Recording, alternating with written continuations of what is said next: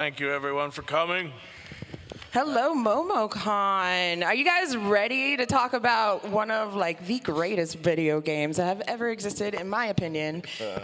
Red Dead Redemption? Wow. Can we just have a show of hands? How many people have played the first Red Dead Redemption? Oh, nice one. Yeah. Who's played the second one already? Who's beat the second one already? Oh. Who lived the second one already? It's funny, though, because actually, as the player, we were talking about this yesterday at the panel, when you work and do stuff in theater or film and TV, once you complete the role, it's out there for the audience to enjoy and whatnot, and you lose a certain sense of ownership to your work.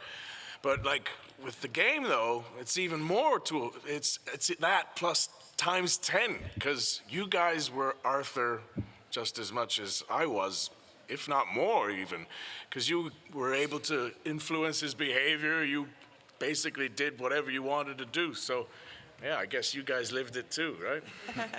If you haven't guessed, we have Roger Clark, the voice of Arthur. Morgan. Sorry, Arthur Morgan. Throw things. And then we have Benjamin Byron Davis, the voice of Dutch Vanderland. Oh, yeah. Well, we do. Is this thing on? Yeah, okay. Yeah. Voice is, as we were saying earlier, it's not really what we did. It's performance capture. Oh, that's true. I'm so sorry. You're correct. No worries. Because it's a thing, it feels odd to correct, because somebody wants to say, oh my God, I admire so much your voice in this thing. Yeah. And so, yeah, great compliment, but hang on now. Yeah. It's not a voice. It was the performance capture. So, we were in skin-tight spandex. I made it look really, really good, I tell you. Covered with ping pong balls. Yeah. And with helmets on our head, capturing everything our face was doing as we were performing. Yeah, I'm very proud to be a voice actor, but voice acting was maybe 15% of what I did on Red Dead.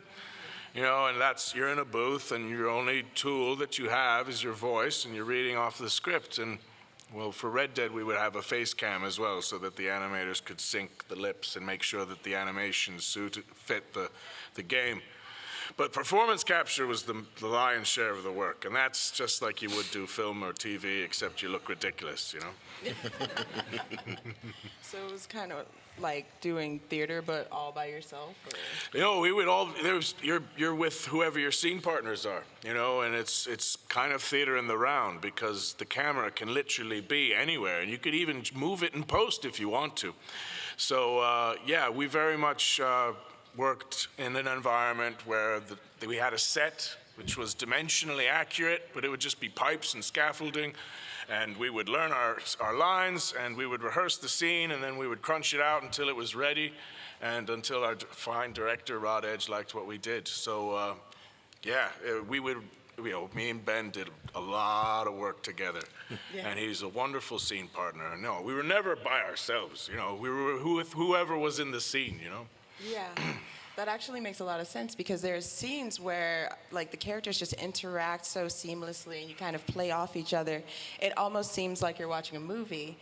Was there any ad-libbing? A little bit. Not Not too much. when the head writer is also the founder of the company. Oh. You try to make sure you get the words correctly. Yeah, and when he's as good a writer as he is too, we worked together for so long. We really established a big bond of trust, so that whatever they wrote for us, they got to know what we were doing over the period of the 5 years that we worked on Red Dead. So they would adapt to what we were giving to the role, and vice versa too. If ever we would get our pages and I thought of something that might not have been on the page, I always knew that I was going to be listened to. I always knew that they trusted what we were going to bring to the table too. It was just a wonderful environment to work in. All right, so this is a question for you, Roger. You kind of had to be the like? I mean, well, your predecessor, you know. Yeah. John Marston's awesome, right? Yeah. Yeah. Big shoes to fill. Exactly. Yeah. What was that like when you found out? I was a little overwhelmed, to be honest, because I had played the previous game twice before I even knew I was going to be part of the second one. And yeah, I probably told some of you already. It was the one game that my wife really enjoyed watching because she liked the horses and the scenery is beautiful. And yeah, once I found out that I was going to be the playable character on the second Red Dead, I was like, how am I going to... People love John Marston. I kind of realized early on, trying to recreate what Rob Wiedoff did would be an exercise in futility. I really had to do my own thing. And then I remember the first day he came, and it was, well, spoilers, but I assume most of you would have gotten to this point, was when you rescue him from the wolves. And then I'm looking at my pages, and I had to talk trash to him, and I'm like, I can't say this to John Marston. But Rob Wiedoff is such a gracious gentleman and such a wonderful colleague and partner in a scene that, you know, that quickly evaporated.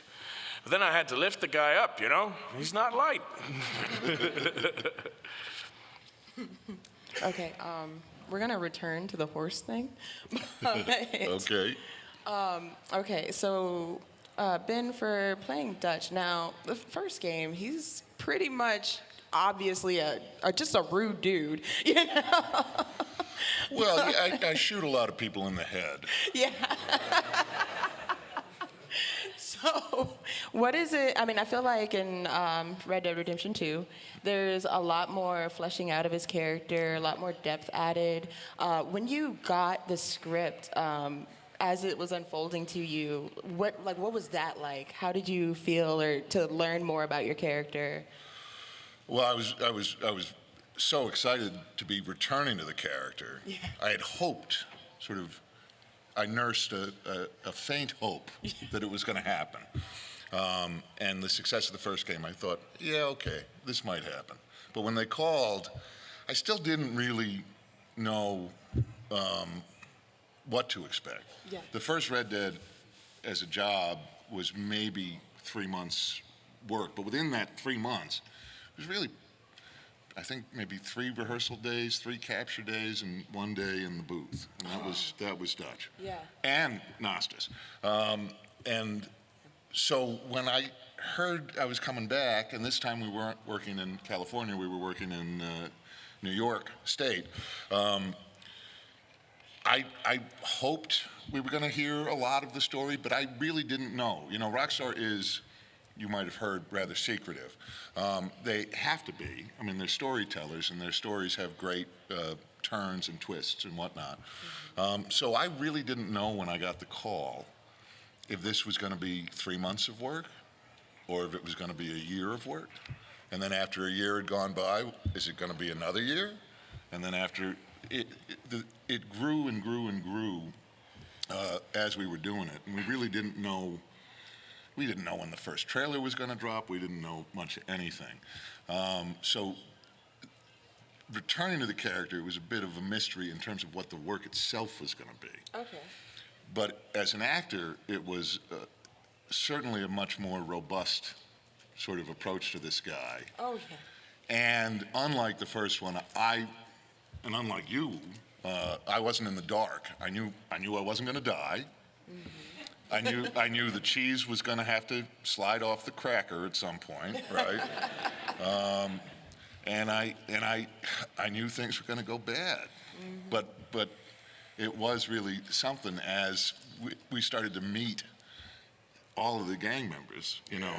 One by one, you started to realize that these are the people that you're going to be working with and sharing a secret with for what ended up being 5 years. Yeah.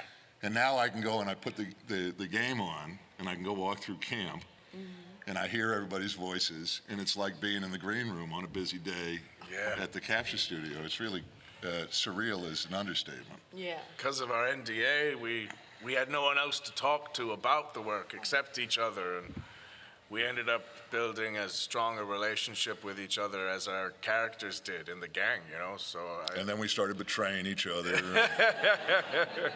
Got really dark. What was the moment you realized that you were actually going to have such a big role in the second game? Again, the scope of it, there was no way to know the scope of it. Oh, wow. There was a day, yeah, we can tell this story. There was a day, we'd been on the show for about a year at that point, I think, maybe even 2. We were still in the first capture space that we were using. And it's the scene at the beginning where we're on horseback and Micah comes up and he's got a lantern, but the lantern's not really a lantern. The lantern is like chicken wire around a wooden frame with a hook on it. And Peter Bloomquist, who plays Micah, you can all hiss at Mike. Anyway, he's got the lantern. We're up on our horses, in saddles, in spandex, with our helmets. And Rod, our director, is trying to give us a sense of the tone of the game and the moment. It's a blizzard. It's a blizzard, it's night, it's dark. Now, and I've been a gamer since Atari 2600, which was just called Atari back then. As a matter of fact, I think I even played Pong when I was very, very little. Yeah. But we're not finding the tone somehow that Rod is looking for. And so you go behind, there's sort of a bank of all these technical wizards doing previs, doing sound, doing all sorts of stuff I can't even figure out what they're doing. But they also have this sort of game world up. And we're not allowed to see it. We can see the environment where we're actually in. Sometimes they started to show it. Well, this was the day, right? Yeah. So Rod is trying to get us to understand the tone, and he says, "Come on back here," and he shows us where we are in the game. And that was amazing, because now, okay, we get it. It's night. It's not like video game night. It's like night. It's pitch black. The snow is falling. There are footprints in the snow from the horses. The snow that's falling is filling in the footprints in this, and we're just looking at this thing. The detail. And we don't go back to shoot the scene. We just go back and we're like, just breathing heavy. What the hell is this thing? And I look at Rod, and I'm like, why didn't you tell me? Yeah. And he said, because you can't know what it is until you see it. That's one of the challenges of doing performance capture, too, because you have to become aware of the environment that your avatar is actually in, as opposed to where you are in the volume. And you learn after you do it a while which questions to ask the animator, you know, like, what's the weather like? Is it day? Is it night? You know, we did so much stuff. Yeah, we had to be, are we cold? You know, or is it just in and around Saint Denis where there's loads of flies everywhere and you gotta be swatting them all the time? And stuff that you wouldn't think about until you started to really, really get focused on the details of performance capture. Like if you pick up a muddy rock, you would wipe your hands after it, even though your hands are completely clean. So it was, that really was so eye-opening when the animators started to show us the world that we were actually interacting in. Yeah. The quick and proper answer to the question you asked in the first place, though, was it was the first day when I saw Rod, and I said, I hope we don't screw this up. Because I was so proud of the first one. And he said, it's going to be better. And you're a proper character this time. Oh, so that was he when told you. Right. I didn't know it was going to be a 5-year gig. Yeah. You know? But I'm not complaining. Yeah, right. All right. Let's go back to the horse, I guess. You like going back to the horses, don't you? Why not? Horses are awesome. Yeah. Horses are awesome. So, your character has a really intimate relationship with your horse. What game were you playing? No, you're right. He does. Yeah. He does. But no, more on a personal level, like of how people have pets and you're things. right. And, Yeah.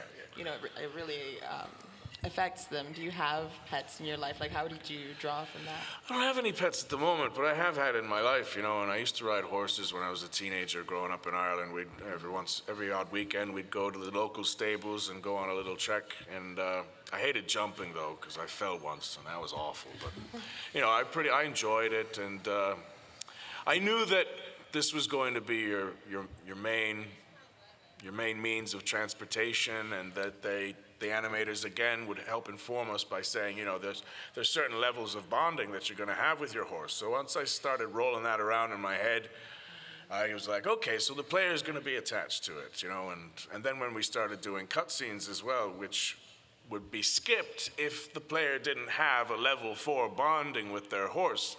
When I started to realize that that stat in the game was actually going to affect the narrative, and it would depend whether or not a cutscene would actually play, then I started to appreciate what the relationship might be. And so a lot of the horse stuff was actually, going back to the voice acting and performance capture, a lot of the horse stuff was actually voice acting. I think it was about 2 days in the booth doing that stuff. And, you know, is Arthur's horse a mare or is it a stallion? And then there's different dialogue if you have a level 4 bonding than if you have a level 1 bonding. You know, you're not quite as affectionate, etc. So we did that. And a couple of weeks later, I come back in, and one of our wonderful assistant directors, Gethin Aldous, he says, Raj, we got to do those horse lines again. I was like, why? And he said, well, it's a little too intimate. You know, it sounds like you're not talking to a horse. And I was like, what do you mean? And he played it back, and I was like, you're all right, girl.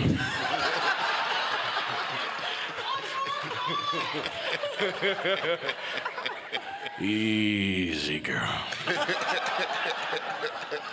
And I was like, yeah, you're right. We should do those again, man.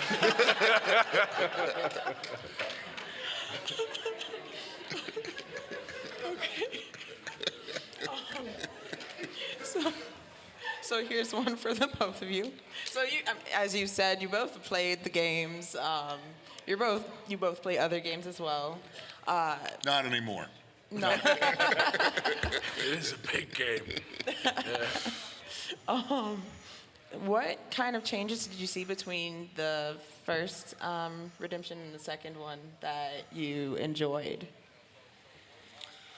As a player or as somebody working on it? Well, as somebody working on it, the changes were, I knew what was going on the second time, which I prefer. Also as a performer, and I mentioned this in the panel yesterday, but as a performer, in the first game we couldn't edit internally within the scene. So every scene, every cut scene you're seeing in the first game, that's top to bottom, that's one take. And in the second one we could, as you can do on a film or TV set, we can get halfway through a take, you screw up the line, you can just take it from there and they can cut it out, which is how most days are accomplished on a set. So that was nice. There's more freedom with that.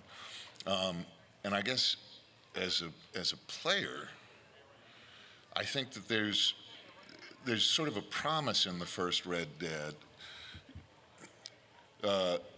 of this era that has ended. And the game sort of feels like the end of things. And so as a player, it's kind of like, oh, I wish I'd gotten there just a couple of years earlier. And so when you go to Red Dead 2 and you see, you know, Tumbleweed in the first game, it's kind of it's a ghost town. But so to be able to go into Valentine and, you know, I know the drunk on the corner, I know the veteran. Yeah, really the one-armed veteran, yeah. They have, Rockstar, the achievement of Red Dead Redemption 2, I think is easy to understate. But it is remarkable to me. I mean, it feels like a real world. We're still discovering stuff. I've said on panels, I've said, you know, I did this thing, but it got cut. And then on my second playthrough, I'm like, oh, shit. Oh, pardon my French. Oh, it didn't get cut. Yeah. I just hadn't seen it. I missed it the first time. It really took a village. There were a couple of thousand people who who worked on this. Yeah. And that's not even counting the actors, of which there was a cast of almost 1,000 people, I think. Yeah. Sorry, can you hear me? Can you hear that? Yeah. All right. What did you like about the difference between the first one Well, and the second? I only played the first one. I wasn't a part of it, but I had taken a big hiatus from gaming after I graduated college, and then I got an Xbox 360, and I says to the guy at GameStop, I said, I like open world stuff, and he says, all right, well then you want this, and then you want that, and it was Skyrim, and it was Red Dead Redemption. And he did me good with those two recommendations, especially considering what went on to happen, But my wife loved watching it, and I'm a huge fan of the Western genre. And again, just to underline what Ben said, all the little tiny references that you get while you're playing Red Dead of amazing Westerns in the past, whether you're talking the spaghetti Western genre or John Ford and Howard Hawks a little earlier on, all these little nods and Easter eggs that you wouldn't know unless you're a huge fan. You know that the people who created this have a love of Westerns and a huge commitment to the genre, and they're literally transforming this from one medium to another, but in doing so, still acknowledging and respecting the cinematic Western. It was so cool to see that. Yeah. So I loved it, and then being in the second one was just a dream come true. Yeah. All right. Okay, so if you could switch roles with anybody. Why the hell would I want to do that? I know, it was like, why would you? I said it and I was like, nah. No chance. No chance. Yeah, I love Arthur. I love Charles Smith too, though. Charles Smith is awesome. Yeah, if you could pick a favorite character. Nasheer Dalal, Nasheer. Yeah, Nasheer Dalal, he killed it, man. Although I played Charles in one scene. Did you? Yeah, in the bar. I got to throw a chair. Oh, yeah. It was a lot of fun. Yeah, that happened a lot. Sometimes we would stand in for someone else if they weren't there, and then they would ADR it afterwards. Like, Oh, that's a fun thing that just popped in my head. So we ended up, actors would come in and they never had a day on a performance capture stage, and they were noobs. We'd call them noobs, not to their face. But you'd work to help them, but you could just sort of see on their face, they're like, some people thought they were coming in for voice work, right? I have to remember all these lines. But there was a day in particular, some of you will remember, when Milton comes to camp. yeah. And what they ended up with is not exactly what we shot on that day. What we shot on that day, Dutch sort of did a little do-si-do around Milton before coming back. And as often happens, Rod made it better in the editing bay. But on that day, it's too hard to explain. You can play back the scene, but so I got to be Dutch on half of the scene, and then we would play back that, and they'd mark out where the other characters would be, and then I got to be Pearson listening to Dutch in the same scene. So they would layer it. These kind of things started to happen on a day-to-day basis, and you started to become aware of the fact that you were existing in two worlds. Yeah. You were in a virtual world, and you were in a real world. And it's amazing how over time it became really second nature. But if we were on a 3-week shoot, I would start dreaming of people with ping pong balls all over themselves. Like the whole world had ping pong balls on it. A lot of the new actors would always do the same thing. So they'd come into the volume, which would be a room about this size, and there'd be a big screen up there too where you'd see yourself in game. And they'd always go, oh, wow, this is so cool. And it always did the same thing. Yeah. Okay. So, of course, you have to share, if you can't pick your own character, of course, who your favorite character is. Even if it's from the first one. Everyone has a favorite character. I like the guy looking for Gavin. He's hilarious. That's cool. Yeah. He crunched that out in like half a day. He had everyone in stitches. I'm looking for my mate. And then when you know, not spoilers, but when you take place and later on in the game and he's looking for Gavin for 5 years. So it's like, you know, he's getting a little bit of a scraggly beard and he's looking a little more dazed and crazed. They're like, that is comedy genius. There's also, I don't know how to pronounce Sean's last name. Sean Haberl? Haberl? That's a good, Haberl? But Haberly. Haberly. Sean Haberly did such a he plays Reverend Swanson. Amazing. Did such a spectacular job. You love yourself a fire. It was really interesting to me because when the second trailer or the third trailer came out, and he's got this great monologue about fire. You got to love yourself a fire. And everybody was hearing it, and some people were thinking it was me. And it certainly wasn't. I was kind of offended that they thought it was me. But the reality is the work that he did, and I don't know if you've encountered it, but there's a scene, like he saved Dutch's life. That's at the campfire, right? Yeah. It's something that you could easily, some of you may not have even witnessed it. You know, there's so much of this game, and no two people have the same playthrough. But we've got, in Sean's arc, it's really cool. I mean, he starts out ruined, and he ends up kind of whole. Yeah, gets clean. As the whole camp is falling apart, he's pulling himself together, and I think he doesn't get enough love. Sean was magnificent. I Yeah, thought. some of those monologues around the campfire when he's, you know, got the shakes and he's struggling from Morpheus's embrace. That was amazing. All right, so we can speak more about acting. The both of you have various backgrounds. Like, I know you studied theater. You were in movies before, you know, doing. Well, I'll take any job I can get. You know, I sing for my supper. Yeah. So, how do all of those other experiences translate to what you did here?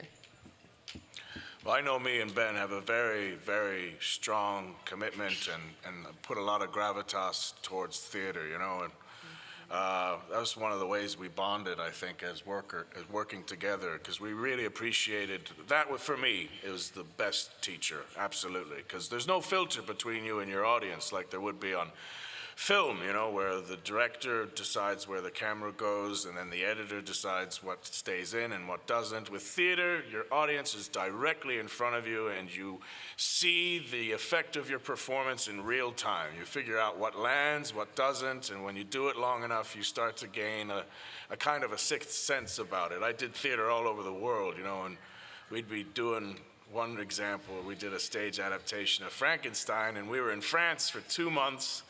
And, you know, we were doing well. And then our first night in Germany, we didn't get a laugh on a line that was killing it in France. And we made the cardinal sin of expecting it, you know, and suddenly we had to check ourselves and go, well, it's a different culture, you know, they appeal to different things. So you really start to learn an understanding of your audience that I think helped when we were working on Red Dead. But yeah, mostly theater and voiceover before I started getting involved in performance capture. And I know Ben's journey is a little different because you went to LA.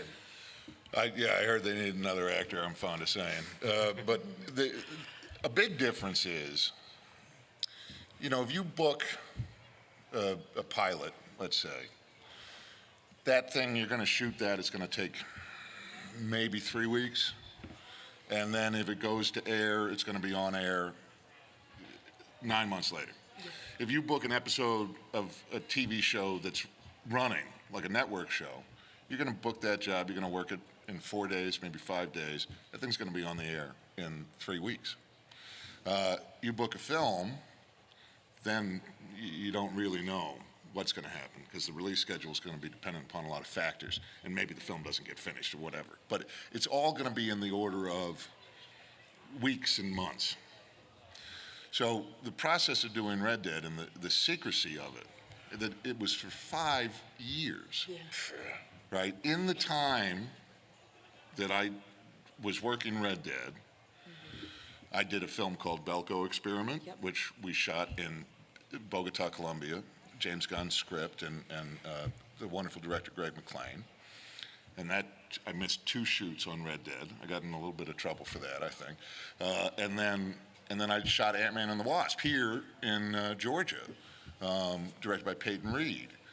Both of those films got shot, completed, edited, tested, released widely, and then out on video on demand, all in the time I still couldn't acknowledge that I was working on Red Dead Redemption.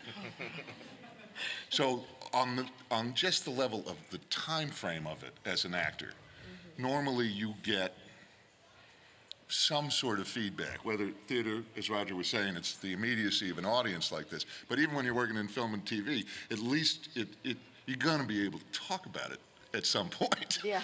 This was very different in that regard. And it was hard for you too because you were they dropped you at the end of the second trailer. Right. I mean, everyone was going, who the hell's Arthur? You know, why can't we play as John? Oh wait, Dutch, he's in it. So everyone was hounding you and you still couldn't say anything. I still couldn't say anything. I couldn't, a fun story, I couldn't even tell my nephews and my niece, so Christmas time, it was kind of, I'd go home and I'd see everybody, oh, things are great, I can't tell you why, but they're great. But so my nephew Willie, who I think was maybe 11 at the time, he comes up to me. He was 11 then? Then, yeah. Oh my gosh. Right? I think he was 10 when I started. And your son was just born and now he's 6, right? Yeah.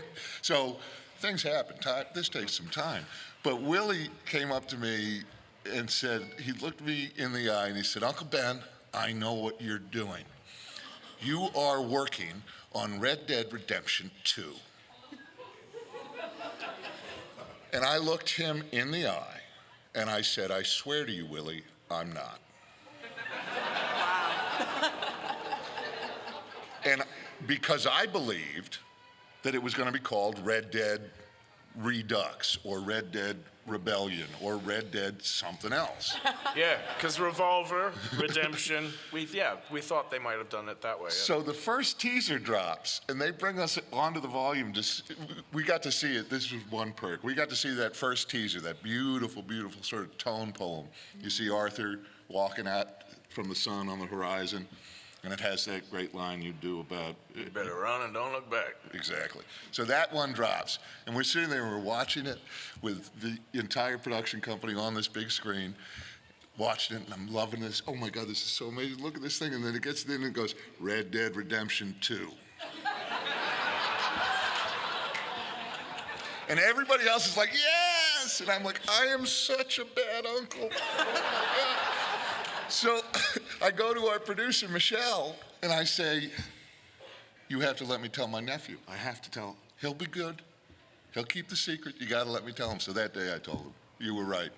It was Red Dead Redemption 2. All right, so we're going to open up for Q&A. Our lovely assistant here, Hannah, is going to get everyone lined up. And while everyone is lining up, we're going to just quickly give a last question. All right, so out of all the lines that you've done in this game, can you pick out just one that you really love? Or even if it's one that everybody just asked you to say over and over again. They tell me I did something like 85,000 lines of dialogue.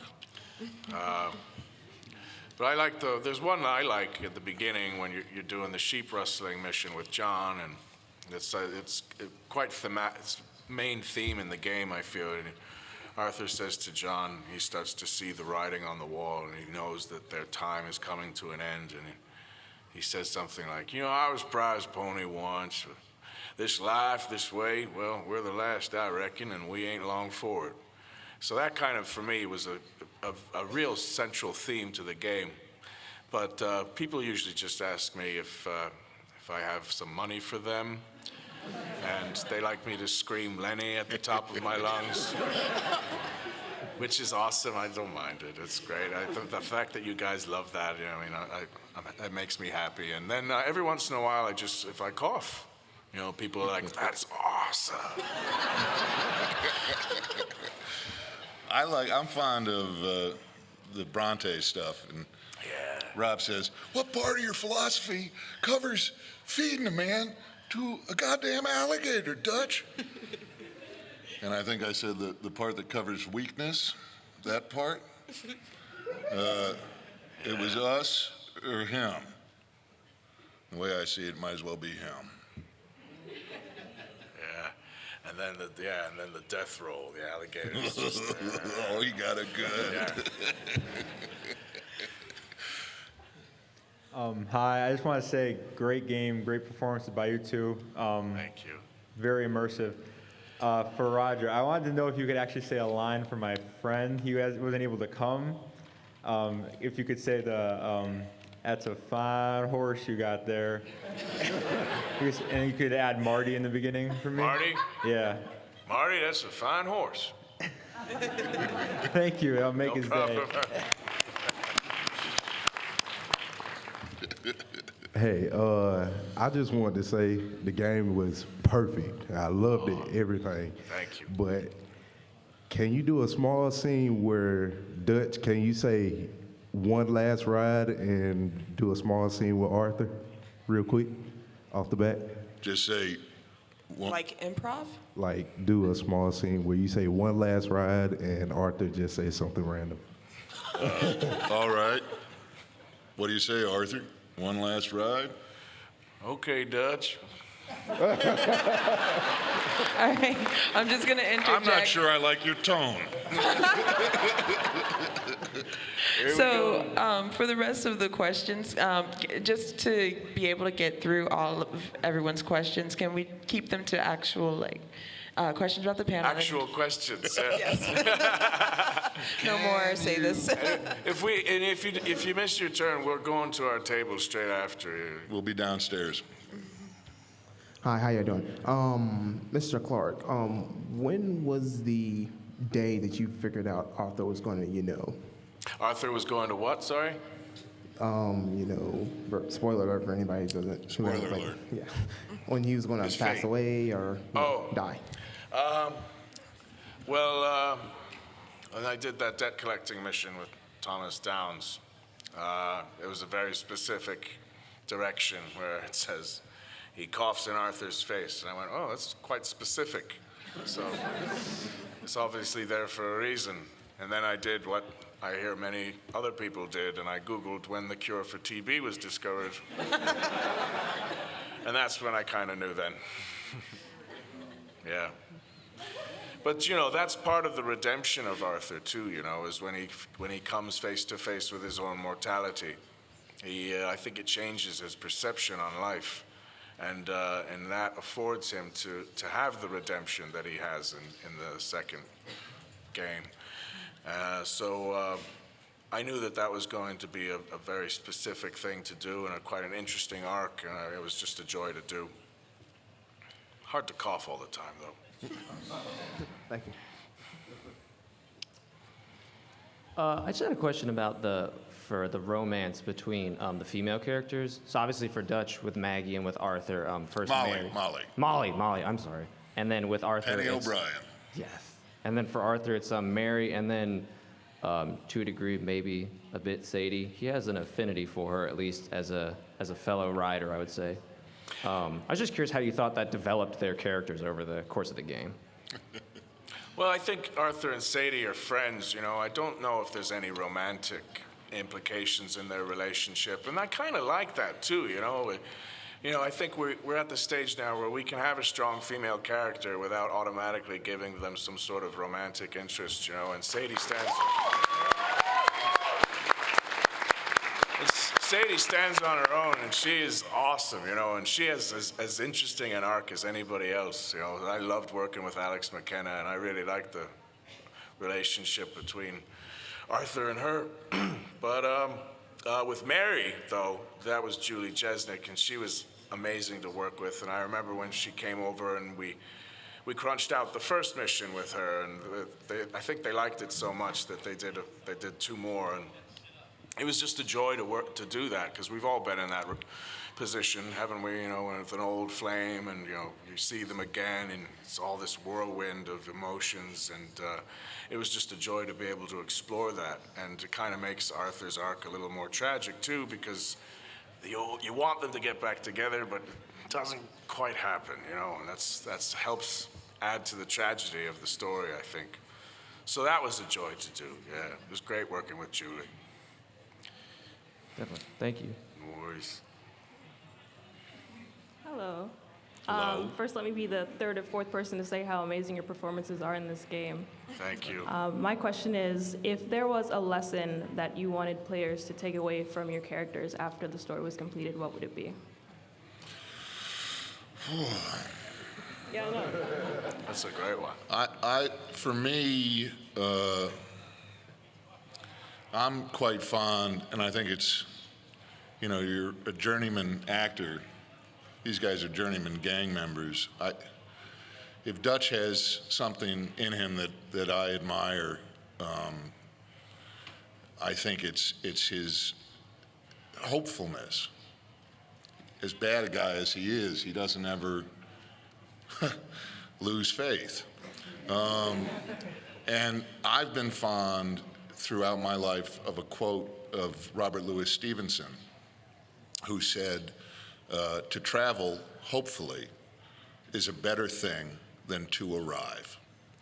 And I think Dutch would agree with that. And if he's got something good to teach, that's probably it. Yeah, just seeing it, especially at the beginning of the game, how much love he commands amongst his gang. You can tell he was a good leader. Whatever happened in the story, he was an amazing leader. But for Arthur, I like his sense of loyalty. I like his uncompromising sense of justice, even though it's a little warped at times. And it depends, of course, on the player's behavior too and how they want to do Arthur. But yeah, for me, I would say is definitely a sense of loyalty is something that I think is really strong. Thank you. It's a great question. How you boys doing? Hey, how's it going? First off, I love the game, obviously. And Red Dead Redemption 2 is a great game. But my question is for you, Mr. Clark. Did Arthur have some kind of relationship with Abigail prior to John Marston? Because I got this vibe. Every time I was playing, he would go like, hey, Abigail. And it's like, it had this vibe of like, we used to be a thing, but I hate you for being with John now. Is that It's suggested a little bit, I think. Very. Because there was some stuff that obviously a lot of stuff was cut, and don't consider it canon because it was cut. But if you remember, if you catch some of the backstory, John leaves the gang for like a year, and he abandons Abigail when Jack is like just a little baby, and Arthur really resents him for that. He resents him for not only abandoning his responsibilities to his wife and kid, although they weren't married at the time, but you know what I mean, but also abandoning his responsibilities to the gang, and the gang that helped raise him as it did Arthur. So who knows what happened in that year? There was a lot of stuff that I did with Abigail where they were looking for a kind of a forlorn relationship, like there was some sort of attraction to Abigail from Arthur. But it started to get cut. It got cut. But I think there's an underlying tone that remained when they suggested that to both me and Callie Moore, who did an amazing job playing Abigail in the second one. That there was this underlying tone of, I know you fancy me, but you know I'm John's. And well, with something that kind of ebbed away as the years went by, but it's always, it's interesting that you picked up on it. And you didn't imagine it, let's put it that way. Thank you. Thank you, man. Howdy. Hey there, sir. So I think we can all agree that Red Dead Redemption is a great Western game, but Red Dead Redemption 2 is a great Western. So in that same vein, what's your favorite Western, and did that help you find your character? Well, I love Clint Eastwood, but to be honest, The Man with No Name is very stoic. Arthur talks a little bit more than that. The Good, the Bad, and the Ugly, I think, is probably my favorite Western, but I'm a huge fan of those. I agree. I love the spaghetti Western genre, but I remember asking the Rockstar crew, have you got any recommendations? And they recommended The Proposition, which is actually set in Australia, but for all intents and purposes, it is a Western, and Guy Pearce has to confront his sense of loyalty to his brother, and then Ray Winston forces him to betray him. So, which turned out becoming quite a major theme in our game too.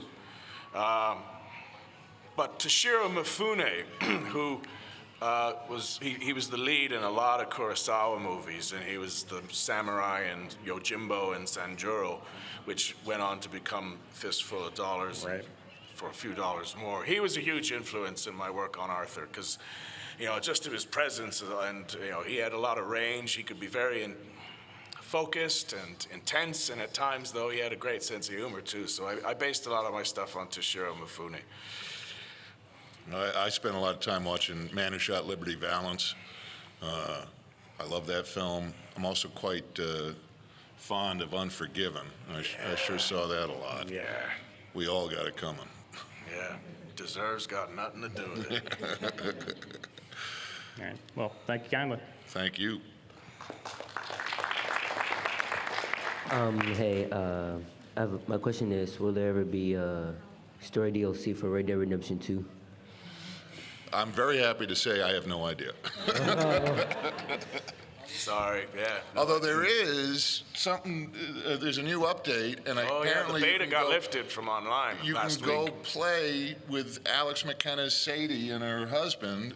They're mission givers. So is I'm Black excited. Bell. Oh, and Black Bell. Black Bell as well, yeah, if you do I'm that one side mission. So that's happening already. I'm going to So try and do that this week. I haven't done it yet. I'm excited. But I don't, as to anything else that's coming, we'll literally be the last people to know. Thank you. You're welcome. Hi. Hey there. So one of my favorite things to do in the game was just spending time around camp at different times of the day, specifically when there was like a party or an event.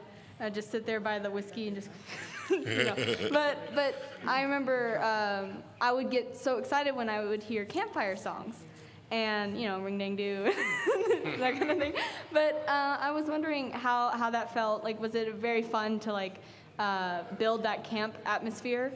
And I know at the very end, as John Marston, if you go to the camps, you can kind of hear the ghosts of the gang members at each of the campsites, and I thought that was really cool. So.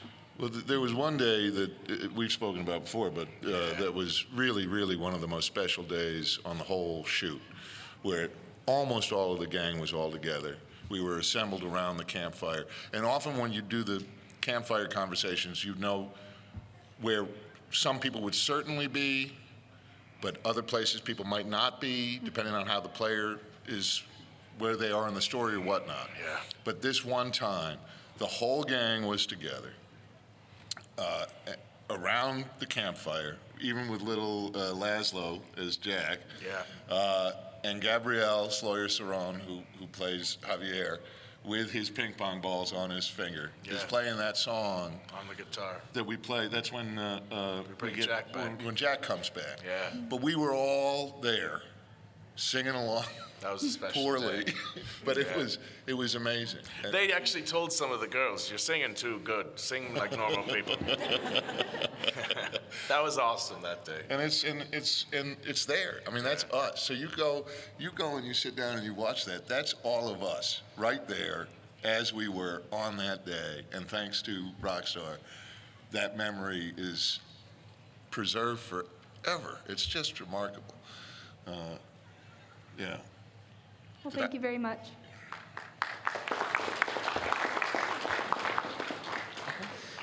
I wanted to ask if there was, while acting for your roles, was there anything particularly interesting or challenging given the certain time period and setting?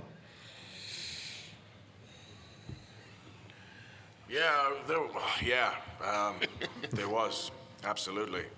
1899, we had a great team of researchers, though. But for me, I'd say the biggest challenge was because the majority of writers were British, are British, every once in a while you'd see a little UK colloquialism in there, you know, and oftentimes it actually worked. Yeah. Because it was 1899, and you know, when you listen to it in game, it sounds like antiquated American English. But every once in a while we would say, I don't think he would say bloody here, you know. So for me, a lot of the challenge, and eventually I learned to trust them completely, because the level of research they did was insane. You know, like for example, we learned the F word really wasn't dropped that much back then. It was used mostly as a noun, and you never used it as an adjective or an adverb or whatever. Except in Deadwood. Except in Deadwood, but you know, for our researchers said, you know, that isn't. It was the S word was much more common back then. So trying to learn all the colloquialisms of the time was a challenge. For me, the challenge I had was returning to the characterization of Dutch himself and making sure the sounds matched the work that I had done 3 or 4 years earlier, 5 years earlier, the work I'd done in 2009. And I still hear, I can tell you, if we were sitting there playing the game next to each other, I could tell you where in the shoot we were based on how close I got to sounding like Dutch did. And I kind of gave myself a break because I figured his voice would change over time anyway. I had the advantage of having been a very heavy smoker when I played Dutch in 2009. I've now been quit for almost 7 years. And if you want to quit, you can. But I think it was a really cunning strategy on my part to make my voice sound younger, because I didn't smoke anymore. But you still can hear there's some in there, because Dutch doesn't have a Southern accent.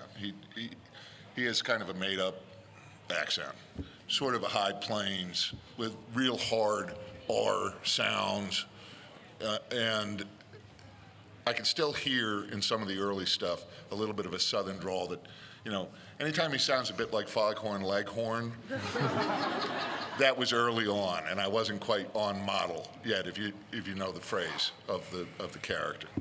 But thankfully, you know, the game is set in a historically accurate setting, but you just need to look at the map to know that it's not geographically accurate to our country. So once we realized that, we knew it was a bit of a Wakanda situation, so that we had a bit of license.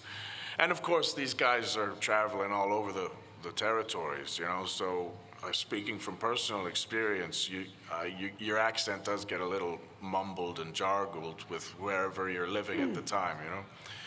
So consistency was more important than accuracy, I think. Always is. All right, thank you. Hello. I am a voice actor myself, trying to build my career. I've gone through the steps. I've taken lessons, got business cards, setting up a recording booth in my basement. My question was, outside of like pay-to-play sites, how would I go about, you know, actively searching out roles or auditions? Sorry, one of the few questions that has nothing to do with the game. I'm sorry. Well, for Red Dead, the auditions were, I think, handled predominantly through commercial. Yeah, commercial agents. My commercial agent in 2008, who's also my theatrical agent, Sheila Ellis at O'Neill Talent Group. She's wonderful. She called me and told me I was going in to audition for an untitled cowboy project. So it wasn't, again, this returns to the difference and distance between voice actor and actor. And often we didn't know. But in terms of you have more experience, I think, than I do. I audition for voice stuff often. I don't land too much of it. He does a ton. He does a lot of books, and I do a lot of audio books. This guy works. But you know, there's not a lot. It's a good question. I don't know many that aren't pay to play, but I know so much of it's non-union now that it's easier to get access to those auditions than it used to be. Voice123.com is a great one if you're not SAG-AFTRA yet. Yeah. But if you're not, I'd recommend joining the union. Yeah, absolutely. But just keep plugging at it, and if you're comfortable with different dialects, make sure you get a reel together that demonstrates that. Come up with a nice commercial sample, come up with a bit from a book maybe that you like, whatever portrays your strengths best, and just become comfortable. Get as comfortable as you can, and good luck. All right, thank you. All right. So before you give your question, I'm so sorry. We have a short amount of time. So did you guys want to continue the way we are now, or do you want to kind of do a lightning? Well, how's the lightning? That sounds interesting. So, so they give a question. You have to answer like as short and fast as possible. Like whatever comes to your mind first. All right, we'll give it out a blast. Lightning round. Oh, If this we is don't perfect. get to you, you can come to our table. Please. This is a question from Mr. Davis, but Mr. Clark can answer it too. What's the quickest way to Tahiti? Faith. Lightning round. Hi. Look at that. I'm sorry, I'm a little nervous. You look terrific. Thank you. I wanted to ask how you felt about the fans having a connection with the characters, and especially with Arthur, having a really affectionate connection with them, and how they portrayed onto you, whether it be through art, edits, and videos like that. It means the world to me that Arthur means the world to so many people. And like I was saying in an earlier answer, the fact that you guys have as much, if not more, ownership of him than me now, even. Because once the game came out, it was out, and you owned it as much as I did. And it just means the world to me to be able to share that with you, and that the fact that you enjoy it so much. It's just, I'm the luckiest man alive, really. It means a lot to speak with you. You too. Thanks. Hi. Hey. So I've played the game a couple times, and after killing a lot of people for reasons I don't completely understand, I was wondering, what exactly was Dutch's grand plan? For the last time, make a lot of noise, make a lot of money, and get the hell out of here. I don't see it's not that complicated. So I don't know how short of an answer you can give for this one, but there are some particular somber moments of the game, some that trigger our emotional responses. And I'm curious, because there were quite a lot of tragic deaths in Red Dead Redemption, which one was the hardest for you to have to go through as you guys were going through your acting, and what was your preparation or recovery from that scene? That's a good question. Yeah. Oh, spoilers. Lenny was hard for me because, when you're in that part of the game, you don't even have time to really address it because you gotta run, So that felt equally tragic for me because Arthur isn't given the time that he needs or wants to really address, Lenny's death like that. And Lenny had kind of become he had become a mentor to Lenny too, so it really stung. For me, I mean, Jose is a complicated one. It's too long a story, but the hardest one for me, and this might be of some interest, I guess. You don't even know this, I don't think, but the spoilers, when Arthur is on the cliff with Micah and I step on his hand, there was a raked stage, I guess you could call it, that I had to walk up and away. And so he didn't quite die in front of me. He's still wheezing and coughing. Peter Blomquist is screaming at me, as Micah, to come with him. Come on. And Dutch, in the moment, is realizing his failure. And I turned my back on both of them, and I walked up this rake, and I stood there as the scene continued to play out without me, and I just cried my eyes out. And I think 3 or 4 takes. And I even told Rod, you might be able to use some of that. I don't think he used it, but it was really hard, and that happened chronologically, not quite at the end of our process, but we had been working together for so long. Yeah, it was about 4 years. At least 4 years in, and Peter, Roger, and I, for a large section of our work, were kind of a unit, the three of us. And so that was, in terms of your question about how do you find the emotion for that, this was, in many ways, the bulk of our lives for 5 years. And we were only in it together.